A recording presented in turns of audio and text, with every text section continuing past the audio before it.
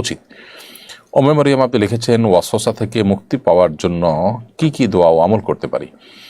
বোন উম্মে মারিয়াম, ওয়াসওয়াসা থেকে, কুমন্ত্রণা থেকে মুক্তি লাভের জন্য আপনি সাধারণভাবে আল্লাহ সুবহানাহু ওয়া তাআলার কাছে দোয়া করতে পারেন, আল্লাহ আমার মনের ওয়াসওয়াসা আপনি দূর করে দেন। এর ভিতরে কোনো কোনো দোয়া এই সম্পর্কে আছে, যেমন আল্লাহুম্মা জাল ওয়াসাবিসা কলবি খাশিয়াতাক, আল্লাহ আমার অন্তরের যে ওয়াসওয়াসাগুলো আছে, কুমন্ত্রণাগুলো আছে, সেগুলোকে আপনার ভয় দিয়ে আপনি পরিবর্তন করে দিন।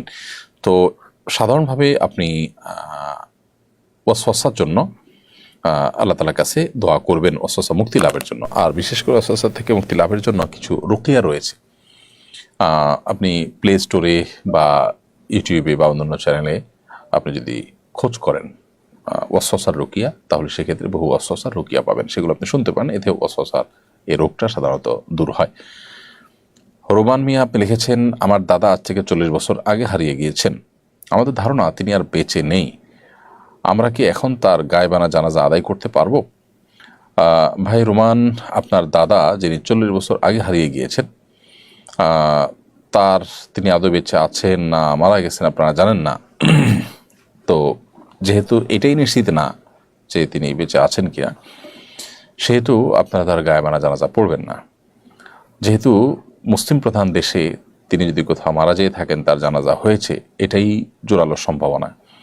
অতএব যদি জানাজা হয়নি, সেটি আপনাদের জোরালো সম্ভাবনা থাকে, এমন কোনো জায়গায় হারিয়েছে যে এখানে হারানোর ফলে আসলে তার জানাজা দেওয়ার মতো কেউ থাকবে না, তাহলে সেক্ষেত্রে গায়বানা জানাজা প্রশ্ন আসে সাধারণত। বিধায় আপনাদের উপরে গায়বানা জানাজা এখানে আবশ্যক নয় বা প্রযোজ্য নয়।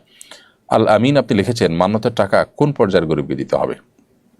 আপনি জাকাত ফিতরা যে ধরনের গরিবকে দেন, অর্থাৎ যারা নিঃস্ব, কিছুই নেই, অথবা যাদের আছে যা আছে তা দিয়ে তাদের আসলে দিন চলে না, তাদের কষ্ট হয় চলতে, সেই রকম গরিবদেরকে আপনি মান্যতের টাকা দিতে পারবেন।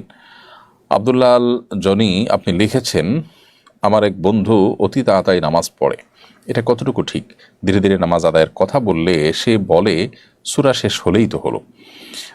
তাড়াহুড়া করে নামাজ পড়া একেবারেই অনুচিত কাজ। নামাজের অত্যন্ত গুরুত্বপূর্ণ একটা পার্ট হলো ধীরস্থিরতা।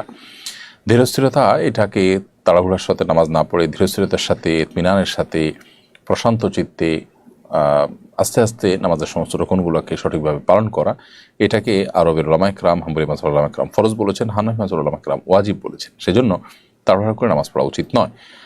তিনি যদি বলেন যে সূরা শেষ হলেই তো হলো, তো সূরা তাড়াহুড়া করে শেষ করা আর ধীরে ধীরে শেষ করা তো এক নয়। প্রথমত কখনো কখনো অতিরিক্ত তাড়াহুড়ার কারণে নামাজ হবেই না। দ্বিতীয়ত হলো যে কখনো কখনো তাড়াহুড়া যদি আপনার খুব বেশি না হয়, তাহলে সেক্ষেত্রে আপনার নামাজের কোয়ালিটি নষ্ট হবে। আপনি কারোর প্রশংসা করছেন, প্রশংসা করতে গিয়ে যদি আপনি অনেক বেশি হুলস্থুল করেন, অনেক বেশি তাড়াহুড়া করেন, নিশ্চয়ই তিনি সেটাকে ভালোভাবে নেবেন না। তো আল্লাহর ক্ষেত্রে কীভাবে আপনি আশা করেন? নবী করিম সাল্লাল্লাহু আলাইহি সাল্লাম বলেছেন, সবচেয়ে নিকৃষ্ট চোর হলো যে নামাজ চুরি করে।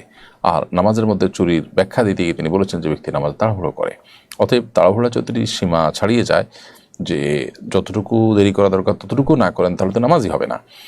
আর যদি এত বেশি তাড়াহুড়া না হয়, তাহলে সেক্ষেত্রে এই কমপক্ষে কোয়ালিটি নষ্ট হবে। যত ধীরস্থিরতা, যত শান্ত চিত্তে আপনি নামাজ পড়বেন, যত সময় নামাজ পড়বেন, নামাজ তত কোয়ালিটিফুল হবে এবং তত বেশি আল্লাহ তাআলার কাছে গ্রহণযোগ্য হবে ইনশাআল্লাহ।